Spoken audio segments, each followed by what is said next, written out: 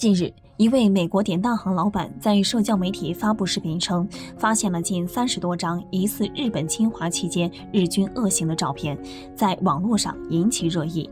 该老板随后接受美国中文电视访问时表示，此事给他带来巨大压力，甚至收到死亡威胁，但他不后悔，会将照片交给中国的博物馆。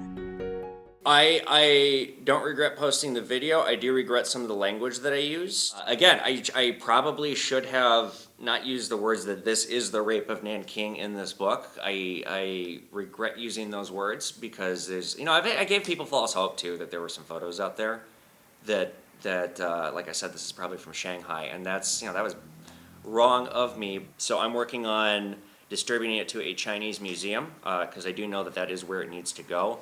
Just because it appears to be Shanghai, not Nanking, I don't think the Nanking Museum is necessarily appropriate. Chinese museum will get the physical book.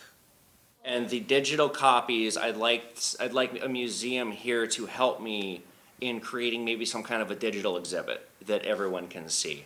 They're an American. This book has been in America since the war. The person who took the photos died in 1964. He left it to his wife. His wife in the 1980s hired my customer's father, who was a contractor, to do a job. And the lady couldn't fully pay him, so she gave him this book as part of payment. So he's had it for, since the 80s. It's been in an attic, and he died recently, left it to his son. So I've got the museum, the Minneapolis Institute of Art is sending a photography expert to look at the photos and tell me if they're original or reproductions. So that's happening on Wednesday. This book, by and large, it's peaceful photos. It's incredibly powerful photos before and during the war, and you see the narrative of the war creeping in this book. But the photos are just like out of National Geographic. They're incredible, of indigenous life, of indigenous peoples in remote areas, and then of course, some terrible things too. I've never experienced anything like this in my life. And I wouldn't want anyone to experience it because it's just a lot for one person to handle. You can probably tell I haven't been sleeping very much. I've had a very, very stressful couple days. Hey, I'm a gun-carrying American, so I usually have a gun on me. That said, I don't usually have the bulletproof vest on me too.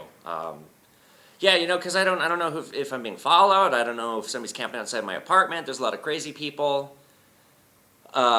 This is just a lot. I've been getting death threats, the outpouring has been incredible. I myself was moved to tears a few times, talking to people, and I've had people stopping by, giving me flowers. It's been really powerful, and just the fact that people have said, no matter what, thank you for the education. The message is important. Even if this whole book turns out to be fake, we still think you did a good thing, and I can't forget that. And I just, for myself, I need to remember that too. 快来订阅通识，按旁边小铃铛给我们点赞和分享哦。如果有什么想说的，也欢迎在下面多多留言呀。